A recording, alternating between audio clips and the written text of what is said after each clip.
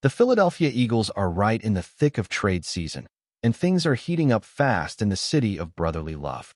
With the deadline approaching, the rumor mill has kicked into overdrive, and the birds are right at the center of it. From potential blockbuster deals on the edge to more subtle reinforcements at cornerback, the buzz around the Eagles is only getting louder. And while the front office explores options to upgrade the roster, Jalen Hurts continues to put together an MVP-caliber season that, somehow, is still flying under the radar. Add in Saquon Barkley's thoughts on the ground game, and a surprising injury update for one of Philly's biggest stars, and there's a lot to unpack. Let's start with the madness surrounding trade rumors. Despite just bringing back veteran Brandon Graham, and with Nolan Smith expected to return after the bye week, the Eagles are reportedly still exploring edge rush help. It's classic Howie Roseman, always looking for ways to get better, even when the roster is already strong. And now, according to multiple sources, including reports that have surfaced on ESPN, the Eagles are being tied to some serious names. One of them is Bradley Chubb from Miami, whose team is sinking fast at 1 win and 6 losses. He's been the most productive of the Dolphins' pass rushers this season, but also likely the hardest to pry away. Then there's Jalen Phillips, who's flashed his upside and could come at a slightly lower price tag. And finally, there's Matthew Judon, a veteran who's not quite having his best year, but could add depth, leadership, and situational value. These aren't just fantasy football names being tossed around for fun. These are serious candidates if the Dolphins decide to start selling. But that's just the beginning. There's also Trey Hendrickson, the name that seems to be on everyone's wish list. The Bengals have said they're not shopping him, and it's possible they hold firm.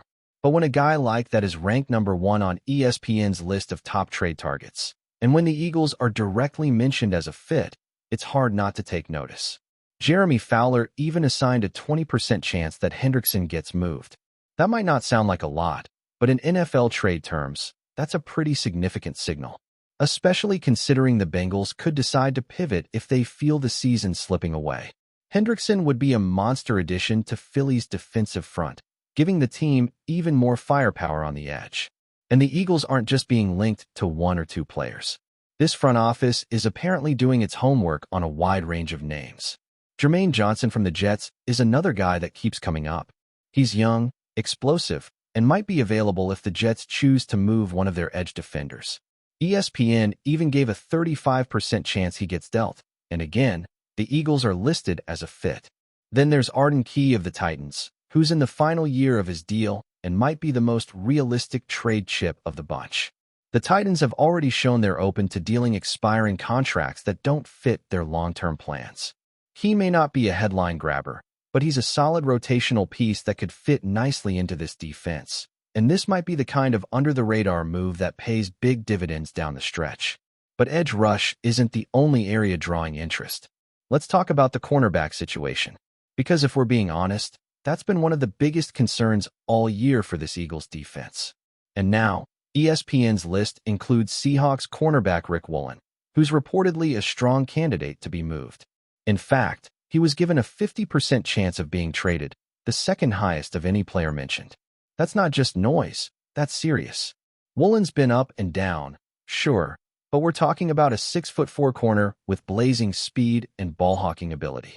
11 interceptions and 30 pass breakups in a short career? That's no fluke. And if the Eagles can land him without giving up too much, this could be a game-changing move for their secondary. Add in the fact that he'd be coached by Christian Parker, and it's not hard to imagine Woolen taking a big step forward in this system. Then you've got Cam Taylor-Britt from Cincinnati, another potential option at corner. He hasn't exactly been a star this season, and was even a healthy scratch recently, but he's young and has decent production over the last 2 years with 7 interceptions and 15 pass deflections. He might not be the most exciting name on the list, but as a scheme fit in Vic Fangio's defense, he could provide valuable depth or even step into a starting role if needed. Again, this isn't about splash moves, it's about smart, calculated upgrades. And Philly is exploring every angle. Oh, and while we're at it, the Eagles were also mentioned in connection to Ravens tight end Mark Andrews. Now, this one feels far less likely, but it's still worth noting. He was given a 20% shot at being traded, which in reality probably means nothing's happening. The Eagles do need long-term help at tight end, especially with questions around Dallas Goedert's durability, but Andrews feels more like a dream than a reality at this point. Still, if there's one thing we've learned about Howie Roseman, it's never say never. And while some of these targets are pipe dreams, others are more grounded. One example is Max Crosby, the Raiders' star edge rusher who's been tossed around in fan circles for a while. Earlier this week, it was reported that the Cowboys even called Las Vegas to inquire about him, which obviously sent shockwaves through social media. But almost immediately, the Raiders' front office pushed back hard. Reports stated that they sat down with Crosby and made it clear they're not trading him, period. They want to keep him, and he wants to stay. That's the official line, anyway. Still, it's hard to ignore that Vegas is a bad team, and they might be better off cashing in on their best player while his value is sky high. Could the front office be saying one thing publicly and doing another behind closed doors? Maybe. But as of now, it sounds like Crosby is staying put. While all this speculation is swirling, Jalen Hurts is out there doing MVP-level work, and nobody seems to be talking about it enough.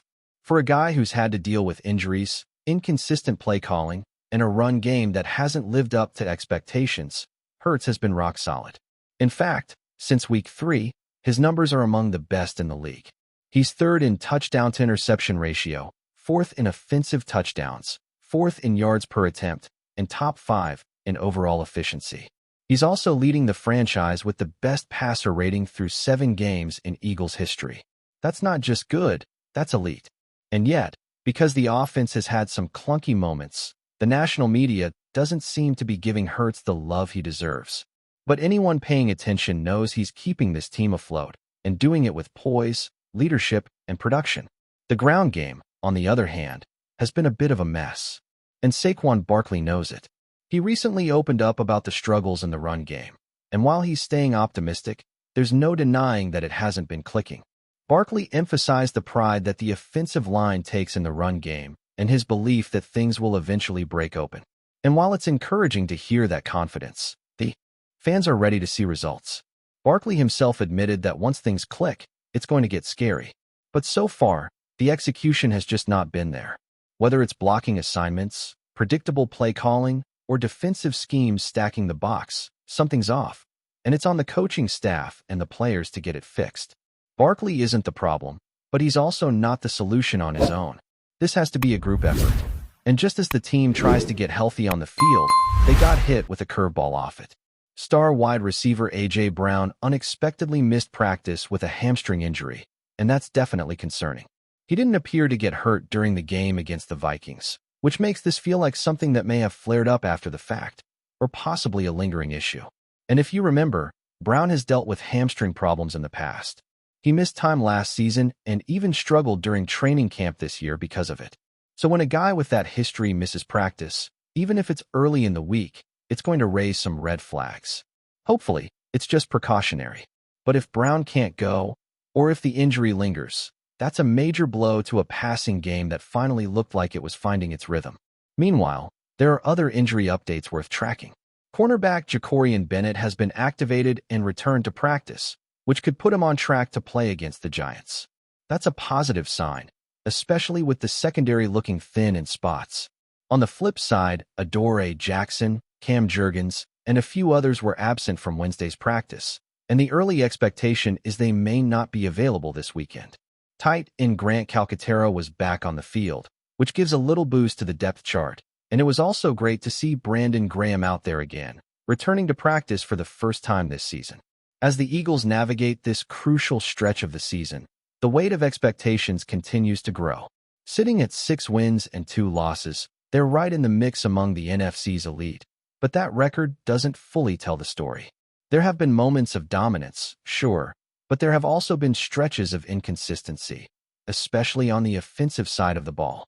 And what's made their season so fascinating so far is the mix of elite individual performances, injury setbacks, and the constant question marks about whether this team is truly playing at its full potential.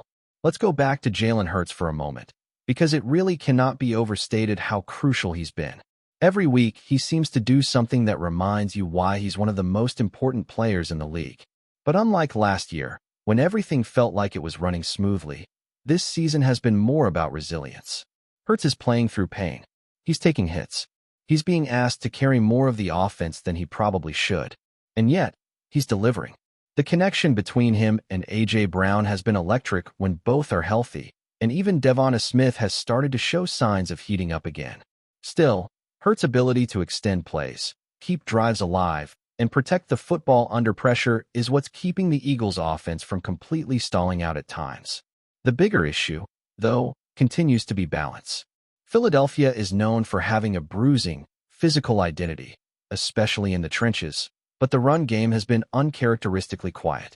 A lot of that falls on the offensive line, which hasn't played poorly, but hasn't dominated the way fans are used to seeing either. There have been flashes from the backs, but the lanes just haven't consistently opened up. Saquon Barkley's comments about the effort and pride of the guys up front were definitely encouraging, but they also highlight just how much frustration is building. Barkley himself looks healthy. He's still making defenders miss, still getting upfield quickly. But you can feel the tension. Everyone knows this team is better when it can control the clock and pound the rock. Right now, they're leaning too heavily on the passing game to move the chains. What's also worth paying attention to is how defenses are adjusting. Teams aren't just sitting back and letting the Eagles dictate terms. They're stacking the box, disguising pressures, and forcing Philadelphia to beat them through the air in obvious situations. And while Hurts has handled that challenge admirably, it's not the ideal setup. The offense needs to get back to that identity where you never know what's coming next, whether it's a read option, a quick RPO, a deep shot off play action, or a simple downhill run behind the left guard. Right now, they're not unpredictable enough, and that's making life harder than it needs to be. Another issue that's starting to bubble up is red zone efficiency. The Eagles have had no trouble moving the ball between the 20s, but once they get near the goal line, things start to stall. Some of that is play calling, some of it is execution, but it's clear this is an area that has to improve fast, especially against better defenses down the stretch. You're not going to beat teams like the Cowboys or the 49ers consistently if you're settling for field goals. And as much as Jalen Hurts can make plays with his legs, relying on quarterback runs to punch it in every time is not a sustainable long-term plan, especially if he's playing through pain. FlyEaglesFly News family, smash subscribe and hit like. Your support keeps the freshest Philadelphia Eagles updates flying in. Drop your take in the comments, and let's talk birds. In what is already being called one of the most shocking moments in recent NFL history, the league has reportedly admitted to a monumental error in a game involving the Philadelphia Eagles, sending shockwaves through fans and players alike. Sources close to the matter suggest that the misjudgment could have fundamentally altered the outcome of the match, though details remain murky. According to insider whispers circulating in locker rooms and sports bars nationwide, the NFL's decision to publicly acknowledge the mistake is unprecedented. "I've never seen the league admit something like this," an anonymous executive told us.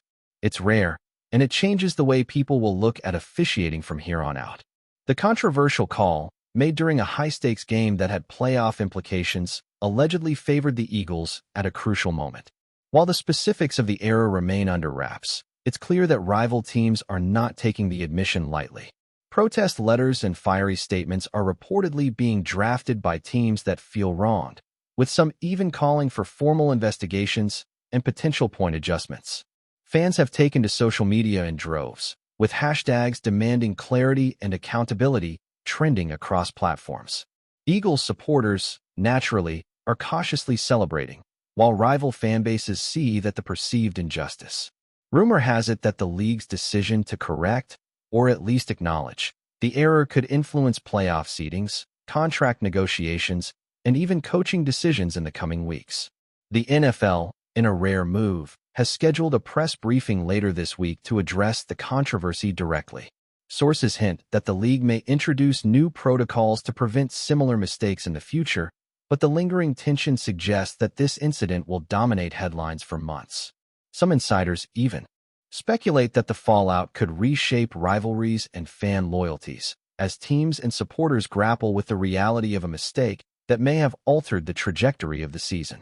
As the drama unfolds, one thing is certain: this isn't just a game anymore. It's a full-blown saga, and the Eagles find themselves at the epicenter of what could be the most talked-about NFL scandal in years. Rivals are protesting, fans are divided, and the league faces questions it can no longer sidestep. That's a wrap from FlyEaglesFly News. If you want the fastest Eagles updates, subscribe, drop a like, and turn on the bell. Sound off in the comments. Let's talk birds.